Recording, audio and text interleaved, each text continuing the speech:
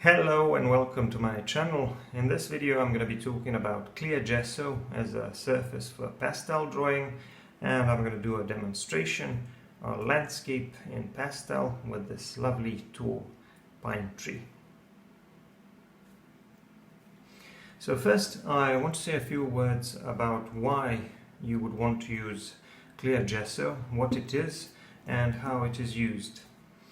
Gesso is essentially a primer for painting, oil painting, acrylic painting, and it creates a rough surface. Clear gesso is, of course, transparent. So why would you want to use it for pastel? Well, as you may know, you can use pastels on a regular drawing paper, but that has many limitations. Namely, the paper doesn't grip the pastel well enough. There's always lots of dust and the colors are not as vibrant, and it can also be very difficult to layer and to work from dark to light, which is extremely important when you're trying to do detailed drawings. Pastel papers or sanded papers, they have a more textured surface which performs better, and you can do a lot more layers. These papers, artist quality papers, they can often be very difficult to find and they can be very expensive. So covering your regular drawing paper with clear gesso is actually a very cheap and convenient alternative. Now my experience here is going to be based on this Windsor and Newton clear gesso, and I've also heard some good things about Liquitex, but I couldn't find that one. And I've also seen some YouTube tutorials where artists make their own gesso, and it's a very simple recipe, so if you want to try that out as well, you might want to give that a go. Now I'm going to show you how to apply clear gesso, and we're going to do some testing. Let's get to it.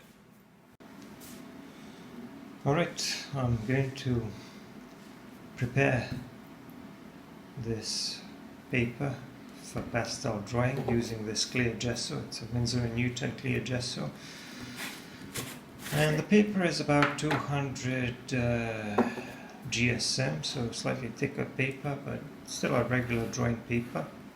I'm just going to clean this mess up a little bit. The paper is secured to a cardboard with a tape, and I'm just going to dip that brush and mix that a little bit and apply a copious amount of gesso. Please don't criticize my painting technique. I only work with dry media, so chances are I don't really know what I'm doing. But I've already tested this a little bit before, and I found that how I cover it doesn't really matter too much. I just try to spread it around evenly. And I also have to tell you that I experimented with diluting it or using multiple layers, and I didn't really see benefits of using either of these two approaches. So I just use it as it is without diluting it or doing anything else. Spread it around with a brush like that. Spread it evenly, and I just let it dry. The paper will become a little bit ruffled, but it will straighten out eventually. So it's not a big deal.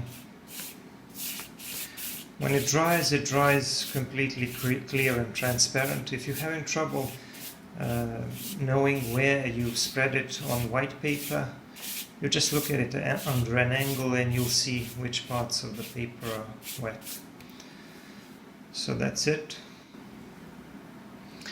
Also, another thing that you can use, if you feel like maybe your brush is producing a bit of texture, although I found that when it dries it becomes smoother, but you can also use this silicone plastic tool, kitchen tool, which I don't really know the name of, but that helps a little bit, so you can smooth it out a little bit if you want.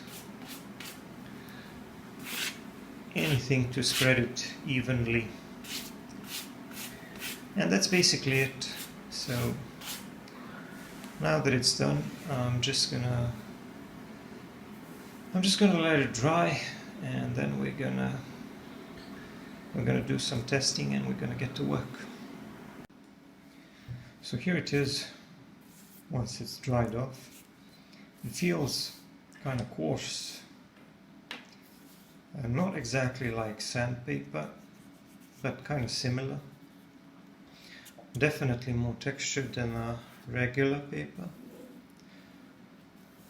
I'm gonna do a little bit of testing on these smaller pieces of paper.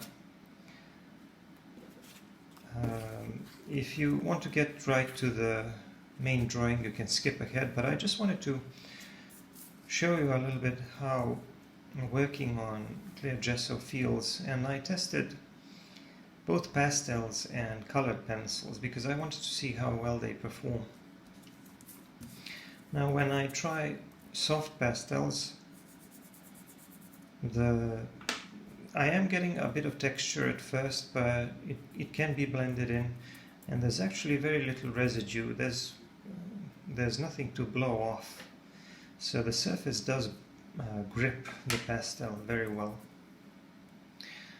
Now I'm going to try using some pastel pencils because I want to see how well you can layer these. So I used, I believe this is a black one. I can put this olive green one on top of it. Very, very clean lines, sharp contrast. So that's what you would want from a pastel paper, I guess. And you can go over it with another pencil. Again, very clean lines, no muddying. So that's pretty good. It doesn't feel quite as well as a fine sandpaper because I've experimented on sandpaper with both pastels and colored pencils. Now I'm going to try something else. I'm going to grab a few more of these pastel pencils, and this is a brown one, a dark brown. I experimented on regular hardware store sandpaper, and both pastels and colored pencils worked really well on regular sandpaper. I would say that this is not quite as good as regular sandpaper, but it does have some advantages which I'm going to talk about a little bit later. But look at this. This is like an ochre, and it's going really well on top of this brown. Really clean lines. So this definitely works as a pastel surface. It's workable. It gets the job done. You can layer it. You can work from dark to light. It does work. I'm just going to grab a few colored pencils. I'm just going to grab a few colored pencils to see if I can do the same thing with them. And one of the things I immediately found was that for some reason it doesn't work quite as well with colored pencils. And you can see that when I try to go from dark to light, I don't get such sharp contrast. I don't get these clean lines. They get kind of blurred a little bit. So I'm going to try to resharpen the pencils a little bit. And that's probably going to help a little bit, but not too much, because I think the problem is that clear gesso doesn't work quite as well with colored pencils as it does with pastel pencils and soft pastels. Now clear gesso is a little bit rough, and it does make the colors a little bit more vibrant than on regular paper. But I'm just getting this residue, and I don't really know why that is so, and I'm getting a lot of rough texture, which I don't like. and it's kind of difficult to get rid of that texture. With pastels, that doesn't seem to be the problem. I can get some lines. It does layer a little bit, but I just feel like there's too much texture and there's too much muddying when I try to go over the dark areas with the lighter ones. I'm not getting clear lines, clear contrast. So pastels definitely work better on clear gesso. I'm going to use colored pencils on some other surface. So there you have it. And now I'm going to do that demonstration. I'm going to work with pastels because this surface is good for pastels. And let me try another thing. Let me show you this. Even though the surface is rough, you can still get these smooth transitions with pastels and remove the texture. You can't really do that with colored pencils. I don't really know why that is so, but that's the way it is. So let's get to it. Alright, I think we're ready. This is roughly going to be the size or the height of my tree. So initially I started drawing the sketch with a light green pencil to give myself an idea about the shape of the canopy. But then I realized I need to do at least a bit of the sky, because I wanted to put in this lighter color first, and this sky blue, light sky blue, is going to be one of the lightest colors I'm going to use here. So I decided to put that in first, and I worked around the edges of the canopy. So essentially I was sketching out the outline and working on the sky at the same time. So I want the tree to have a very irregular and asymmetrical shape. I want a nice, realistic and interesting looking pine tree. And as for the materials, I don't know if I've already mentioned, but I'm going to be using mostly Koh-i-Noor soft pastels and Koh-i-Noor pastel pencils. But in addition to them, I'm also going to be using some Contes as well. But mostly Koh-i-Noor. I'm covering the sky with this light sky blue, light blue soft pastel. And one of the things I immediately noticed when I was trying to work on these larger areas was that there's a lot less residue, a lot less pastel dust flying around when you work on clear gesso. So it does grip the pastel quite a bit better than regular paper. On regular paper, what would happen is it would be easier for me to blend the pastel, to push the pastel dust around, and I would have to put down a little bit less of it, but at the same time when I start blending it would get a lot lighter and there would be a lot more pastel dust or residue. What happens here is that the paper or the rough surface covered with clear gesso actually grinds on the pastel a bit more and grips more of that pastel dust, so that there's a lot less dust flying around, which is a good thing, I guess. I tried working around the edges a little bit with a tortillon, but I didn't really like the effect. Because I found that my finger was doing a lot better job as a blending tool. After that, I decided to put down a little bit of this phthalo blue, darker blue on top, because I want the sky to be getting gradually lighter at the bottom. So near the top I put down a bit of this darker and more vibrant blue. And I'm already liking the effect, the color that I'm getting. It's going to be a beautiful blue sky But once I blend that in, and once I'm happy with the way the sky looks, I'm going to add a few clouds. So at this stage I'm mostly working with soft pastels and still using mostly my finger as a blending tool, and I'm going to be doing that for the most part. I'm starting to work on some clouds here. I want some pretty random shapes. I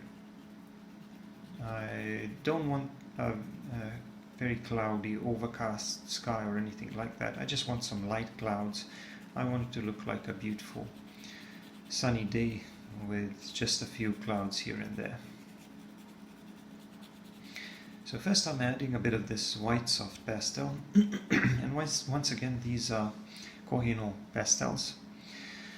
I will be using some Contes as well, because I don't have all the colors available, but the reason why I prefer Koh-i-Noor is because they're affordable, it's easy to find them here, and they're also very, very soft, and the colors are very vibrant. So you can see how now that I'm blending with my finger, I'm actually achieving some very nice looking, realistic looking effects with clouds, and I'm creating some fluffy looking clouds, but some of them are not quite as white as I wanted them to be. I want a little bit more contrast, especially around the top of the clouds, because the light source is usually coming from above, but that depends on the time of the day and other things.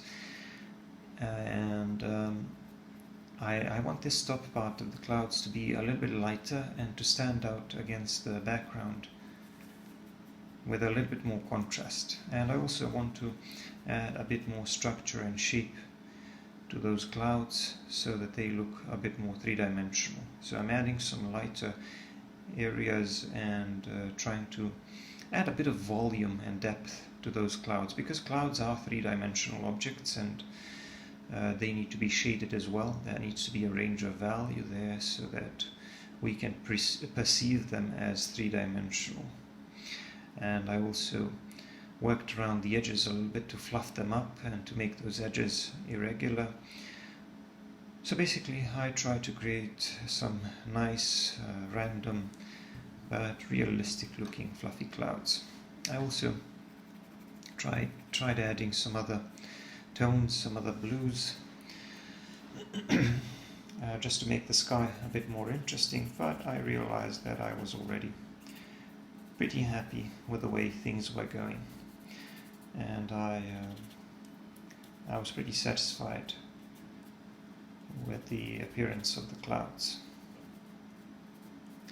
So at this point I got a little bit impatient, and I realized that I wanted to try drawing a little bit of that tree, but then I realized, why not do a bit more of the background?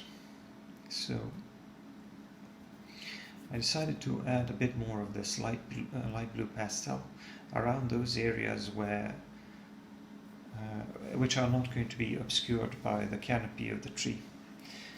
And one of the reasons why I was bold enough to do this without fear of actually smudging that dark green over the light blue was because I realized that the amount of dust flying around is actually going to be quite manageable. So I decided to do a bit more of the sky, and then I started adding in some of these green tones with a dark green soft pastel. Notice how I'm using these small short strokes that kind of imitate the outer edge or the appearance of the tree, and the shape and the texture of the tree varies from one tree to another. So here in this case I need to try to imitate the shape of those clusters of needles in a pine tree, and I can't really explain how I'm doing that other than the fact that I'm putting these short strokes that kind of look like clusters of needles. So here I worked a little bit more on the lower part of the background, adding some greyish tones, basically combining a light grey with some light pinkish color. And I also added a bit of greyish brown to the tree trunk, but those were just some of the initial touches. I'm not going to be working on that just yet. Right now I wanted to focus on the canopy, and I'm going to keep covering this part of the canopy with that dark green pastel, using the same approach, doing those small strokes and trying to imitate the overall shape and the texture of a pine tree. Now, if you've paid attention to the beginning of the video, or you can just rewind, the tree rather looks very, very detailed with a lot of these branches. That can look a little bit daunting and complicated at first. So one of the things that I decided to do to simplify things for myself was to put in these larger dark green areas first. And that kind of simplified my drawing process, because at that stage I didn't have to worry about all of the branches just yet. So I put in these larger green areas first to create some indications of the overall shape, or the larger shapes, and then I go back in and work on the details. I also tried working a little bit with tortillons, but tortillons were lifting up a lot of that pastel, and I didn't really like the fact that I was getting a lot of dust. So I decided to dab a little bit with my finger and even drag it a bit here and there, not worrying too much if I ruined some of the strokes that I put down. But what I mainly wanted to do is I wanted to keep that dark, vibrant color, because that's what I needed to work with. The thing is that when you're drawing foliage or grass or whatever, you have to put down the mid-tone first, and then you put in the darker areas and then the highlights. So here my mid-tone is this dark green. That's going to be my mid-tone. But after that I'm gonna start adding in some darker tones using a black pastel pencil. And what that's going to do is it's going to allow me to modify the overall color a little bit, because it's going to become a little bit more realistic, but at the same time it's going to allow me to add a bit more depth to that canopy, because now I'm adding some darker areas and some shadow areas.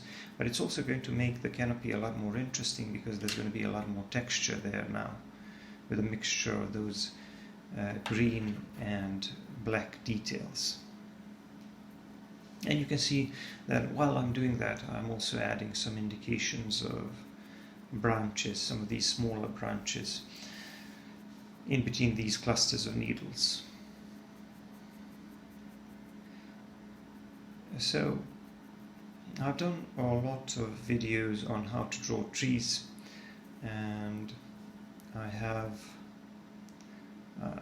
some that deal with drawing trees in colored pencils, but most of them are in charcoal.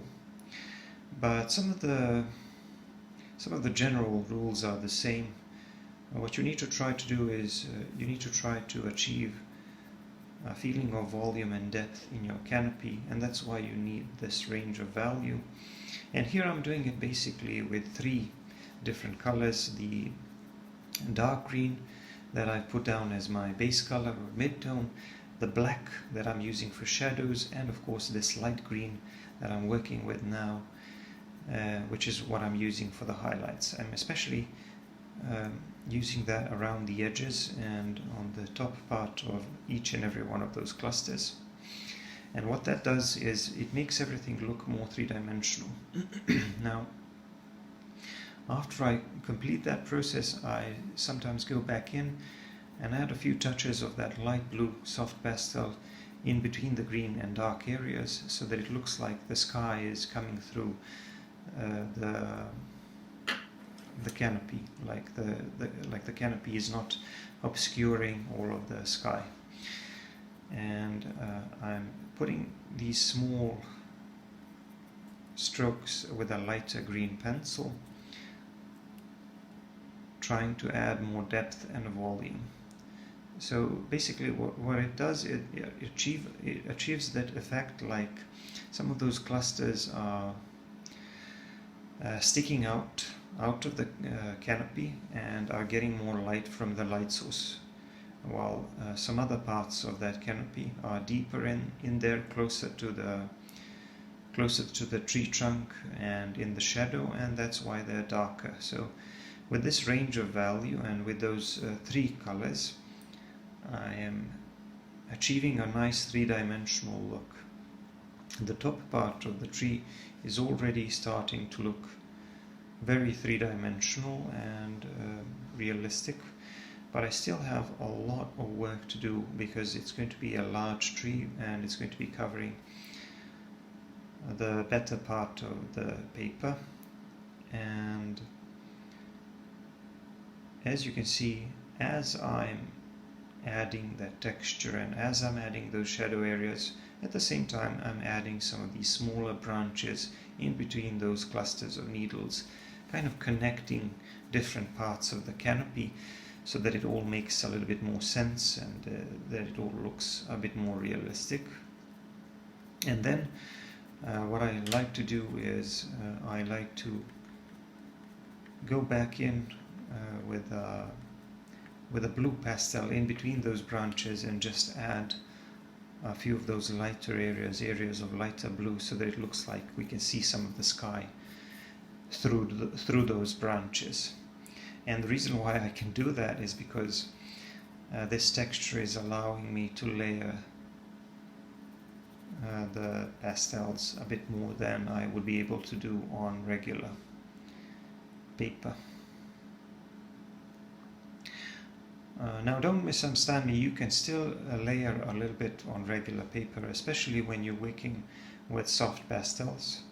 So you can work with soft pastels on and regular pastel pencils on regular drawing paper, but I think that if you're trying to do a little bit more detailed, more realistic drawings, then you need a slightly more textured surface, sanded surface.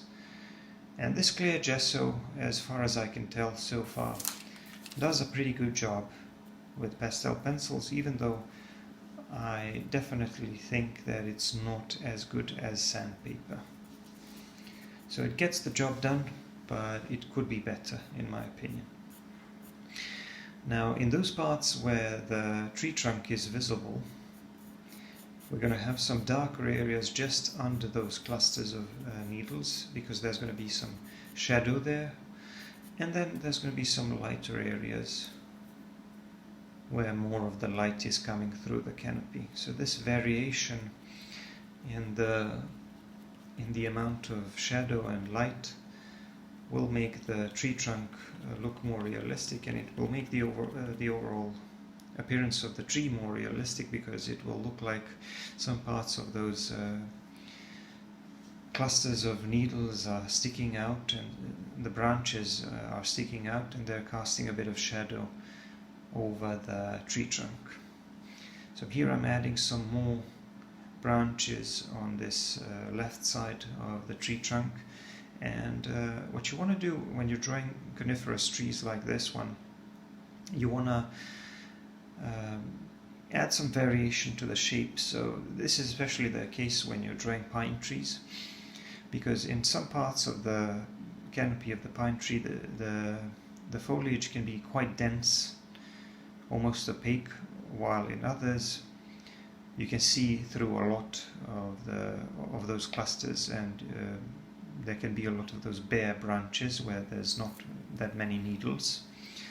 So what I'm trying to achieve here, I want to make it look like this left side of the tree has a little bit less of that foliage, a little bit less of those, fewer of those clusters of needles, and then I'm going to make some other parts of the canopy a lot more dense. So just trying to create that irregular, realistic look of a tree. And you can see that I'm also adding in some of the smaller branches and twigs, trying to make that whole structure of the tree look a lot more detailed and realistic. Now, some of those branches will end up being obscured by the strokes with a green pastel, but that's okay. Sometimes you put things down that won't end up being visible in the end, but it doesn't really matter as long as it looks realistic. I dab a little bit with my finger so that I can make sure that I push in that pastel dust and that the colors remain vibrant and dark enough, and then I go over them with a black pastel pencil, adding a bit more shadow and structure, and then of course I use a lighter green for the highlights. And then I go back and add a few more of those lighter blue areas in between the branches so that it looks like the sky is coming through. So it's a process that I'm repeating over and over again, but I think you get the picture. I'm trying to explain it as best as I can, but naturally if you try drawing a tree like this, you won't be able to get the shape right immediately. It takes a little bit of practice, and naturally it takes a bit of studying of the reference photos until you get a little bit better at it. I'm learning in every one of my drawings. I think I'm getting a little bit better. So each and every one of those drawings is a learning process for me as well. Here I'm just adding some of the smaller details, and just also trying to add a bit more of that blue pastel. So now some parts of the canopy here were a little bit darker, but I want this part to be a little bit lighter, so I'm adding a bit more of those light green details. Whenever you add those lighter details, you make it look like that part of the canopy is sticking out a little bit more. And when I say sticking out, it means that it's closer to the light source. It's coming out or popping out of the shadow. So if you want to have a three-dimensional tree that looks like it's popping out of the paper, you need to have that range of value, and those final touches that you put down, those lighter details, really help with that, because they help you create that depth and that feeling of volume in that tree. Now, around the middle of the tree trunk, notice how I added some of those green areas in front of the tree trunk. So I want to make the canopy look more three-dimensional, like some of the branches are sticking out towards the viewer and are obscuring a part of the tree trunk. And that's why I added in some of those green areas over the tree trunk. I'm moving on to the right side at the top here and adding some more indications of branches and indications of some areas of shadow. Basically doing the same thing that I did on the left side. And of course, when I finish with the mid-tone and the darker areas, I always add a few of those highlights with a green pastel pencil. So my tree will end up looking pretty detailed, and it's not exactly what you would call a photorealistic drawing, because I don't stick to my reference photo and I'm not trying to draw every single detail. My drawing is going to be in a slightly more loose style, not exactly impressionistic, but I'm just taking a lot of liberties with the reference photo, as well as with some of the details that I'm trying to draw. I'm simplifying a lot of the things. I'm trying to approximate a lot of the details so that once I'm done, what I end up with looks realistic, or realistic enough to fool the viewer that I've put in hours upon hours of work onto this drawing, even though it's just a few strokes with a lighter or darker pastel here and there. But the drawing was pretty detailed, and it took a bit of a while to finish. I think the full drawing process was just under 4 hours, I think. I'm not really sure. It may have been less. But this is definitely going to be one of my longest videos here on YouTube. I hope that it'll be interesting enough for you to keep watching, because I did cover a lot of subjects in this video. I tested that clear gesso as a surface for pastels, but at the same time there's also a nice detailed drawing of this large tree. And I sure have done a lot of drawing of trees on my channel, but I haven't done that many in pastel, so I think I'm going to be doing a little bit more of that in the future.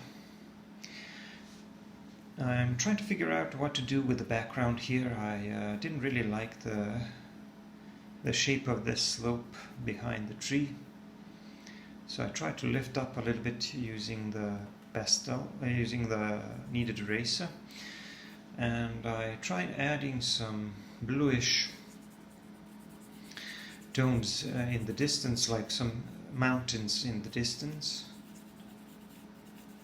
way back behind these two slopes, because I want to create a little bit more depth in my landscape.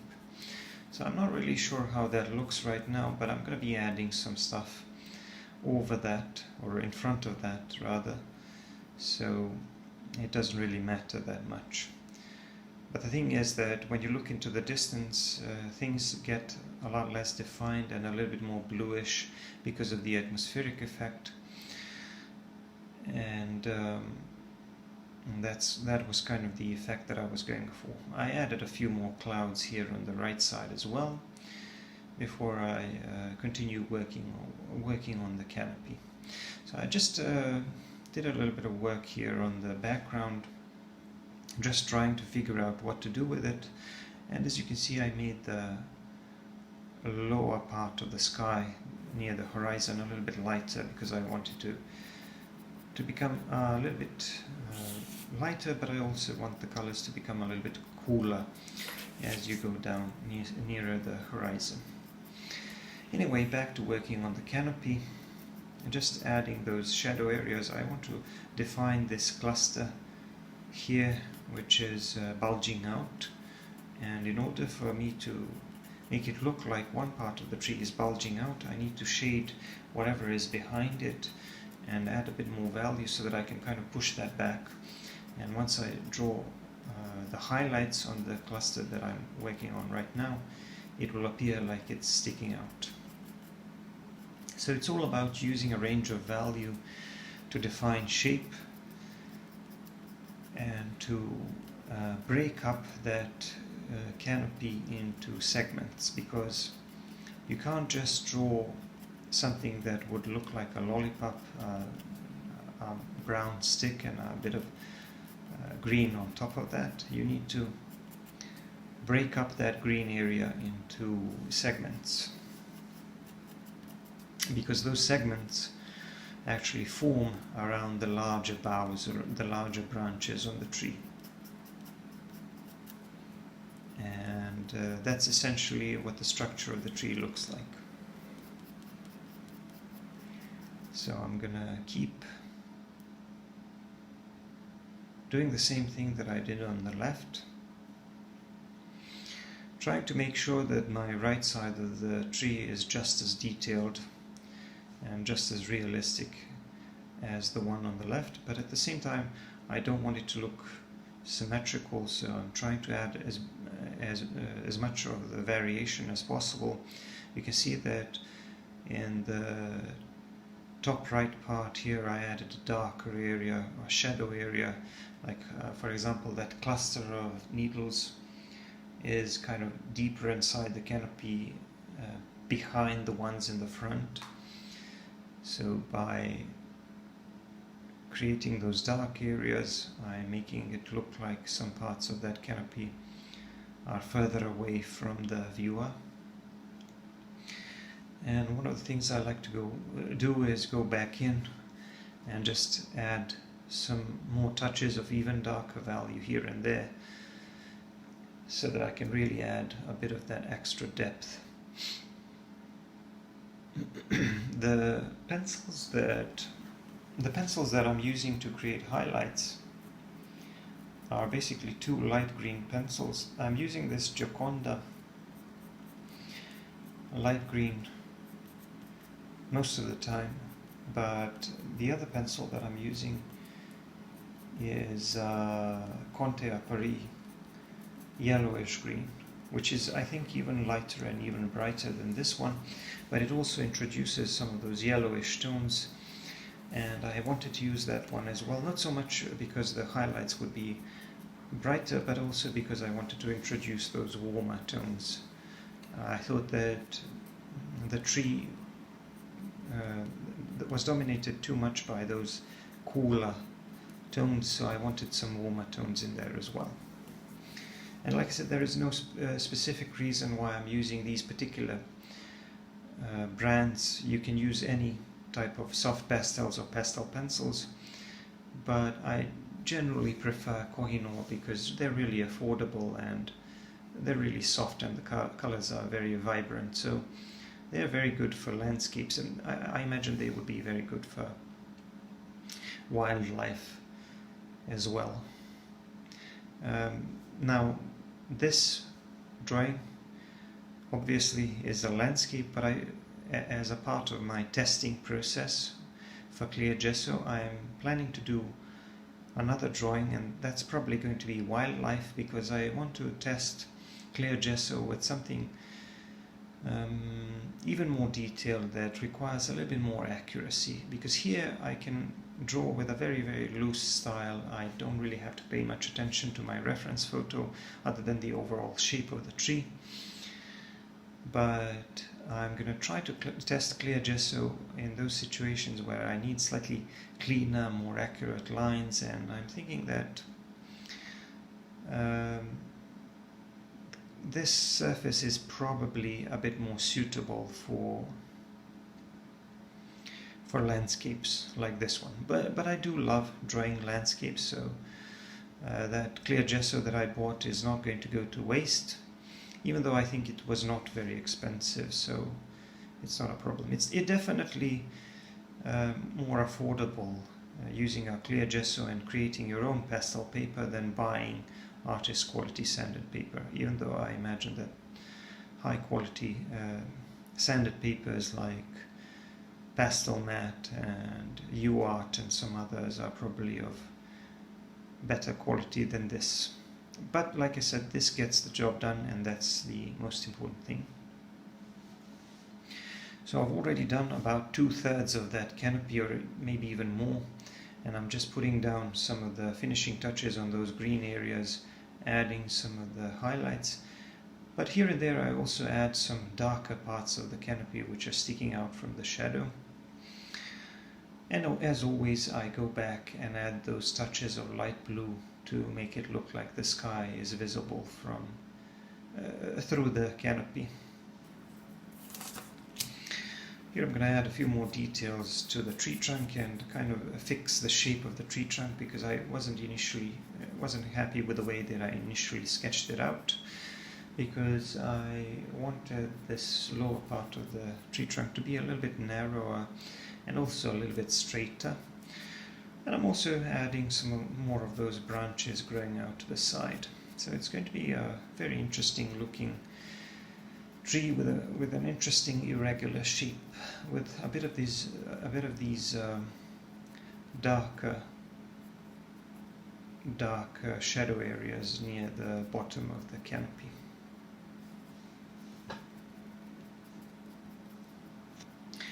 You'll notice that I don't really bother sharpening my pencils too often. That's because with this type of drawing I don't really need that much precision, and I only use a sharp pencil when I need to draw some really small details or sharper, thinner lines. But other than that, I'm finding that I can actually create a very realistic looking drawing without actually using a very sharp pencil. So that's good. And the other thing that I got away with here was the fact that I was using my fingers as my main blending tool for most of this drawing process. On the left, I don't know if you can see, I have some glue in a tube there. I didn't use that for this drawing, so don't pay any attention to that. I was just using it to fix some old books that was just lying around on my desk, but it wasn't a tool that I used in the making of this landscape. So I'm getting closer to finishing the work on the canopy of the tree.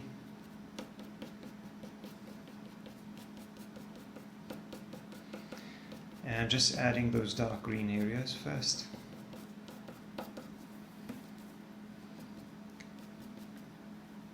I don't really know what all of these colors that I used are called. I'm just calling it dark green. It's a Koh-i-Noor soft pastel, but you can try to use, if you want to draw something like this, you can try to use an equivalent from another brand. It doesn't really matter. And I find that it doesn't really matter if you don't get the colors exactly the same as they are in the reference photo, especially when you're drawing landscapes. So here I moved on to this rocky terrain behind the tree, and I'm trying to draw some indications of rocks and cracks and things like that. I want this part of the ground to be mostly bare. There's not going to be that much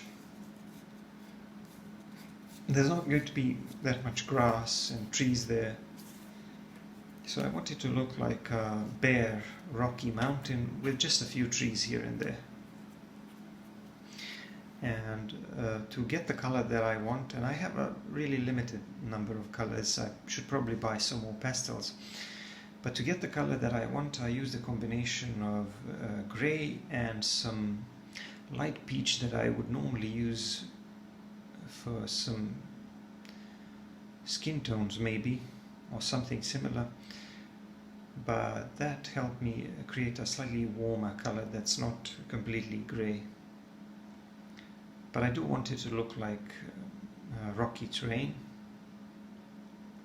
And the other thing that I'm going to be trying to achieve is I'm going to try to make it look like, I'm going to try to give a little bit more shape to that terrain. So behind the tree there's going to be some kind of a slope, and then there's going to be another slope here in the foreground, and that's where our tree is growing. So I want to make a little bit more sense out of the terrain. I don't really know if I'll be able to convey all of that to the viewer, but I think it's looking good so far. And I also think that a few of those lone trees here and there will make that rocky terrain more interesting.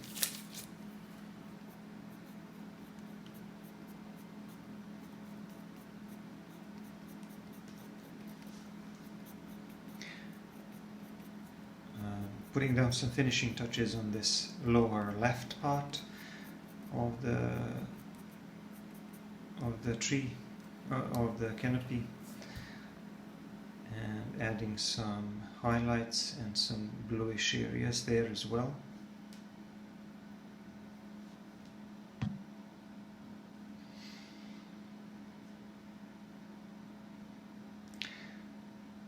So even though desk looks like a complete mess with all the pencils and soft pastels. I actually used a very limited number of colors, in my opinion. I didn't use that many colors to create this landscape, probably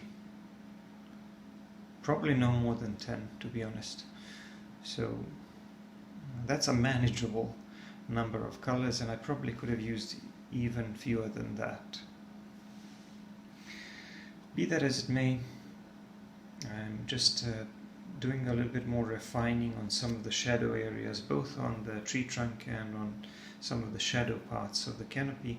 And of course I need to make the lower part of the tree trunk a bit darker and add a bit more shadow under those clusters of needles, because those larger branches and those larger clusters are casting a shadow onto the tree trunk and also obscuring some parts of the tree trunk. There's going to be a bit of shadow here at the bottom of the tree, so I added a darker area there. I pushed that pigment around a little bit with a brush, but I didn't really like the effect, because at this point when I use the blending tools I get a lot of muddying. The paper is probably getting a bit saturated with pastel, so here and there it's becoming a little bit difficult to layer. And I did a bit more work on the right side of the drawing, doing a bit more of that background, that rocky background. And then I moved on to the foreground, where I added some slightly warmer tones, and I also added some more indications of clumps of grass here and there to make the foreground more detailed and more interesting. And also I'm going to make it look like there's some kind of a stony dirt path maybe going over that mountain and by that tree, on the left side of that tree. But I'm making some indications of some cracks and rocks in that terrain, and adding a bit more shadow around the individual stones and rocks. And later I'm going to be adding some highlights on top of those rocks, and I chose to do that with a white pastel because it's not going to end up looking completely white, because it's already getting mixed with all the layers under it, so it's going to be a slightly warmer color. But I wanted to use this strong lighter pastel just to get those strong highlights, so that these stones really stick out, and so that I can make them look more three-dimensional, because I do want a little bit more contrast in the foreground, and I want the foreground to appear a little bit more detailed and a little bit more realistic than the background. So as you can see, it's mostly going to be this rocky terrain with just a bunch of stones and rocks, and maybe a few trees and a few clumps of grass here and there.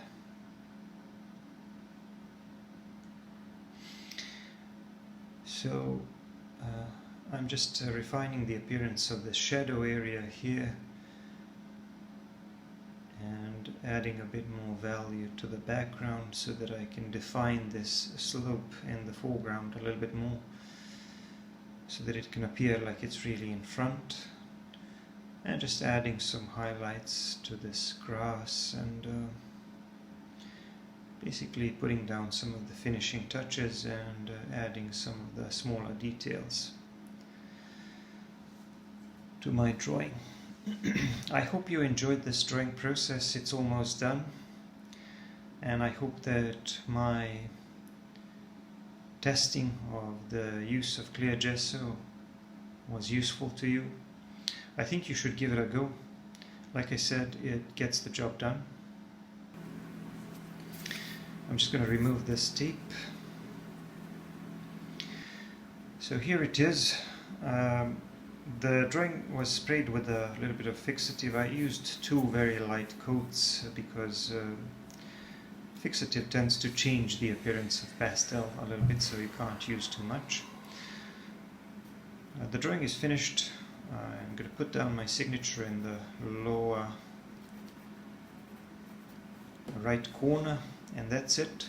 I hope you like it, and don't forget to check out my other videos. Don't forget to give me a like and subscribe and comment, because that means a lot for my channel. I'm just going to say a few final words about this tree and my opinion of the clear gesso as a medium. So when you're drawing a complex tree like that, remember, try to focus on the larger areas, try to focus on those larger clusters of needles and to put those in first, and then do the smaller details like the branches and twigs and things like that. That will make the process a lot easier, or at least that's the way it was for me. So a few final words about this clear gesso. I think it works. It does have some limitations of its own, but it gets the job done because ultimately the paper grips the pastel very well. There's little residue. You can layer it. You can work from dark to light and from light to dark. You can put in some lighter highlights, and you can also create your own toned paper with it. So I think it's worth it. I think you should give it a try. So I hope you enjoyed this drawing process. Thank you for watching, and I'll see you in the next one. Bye.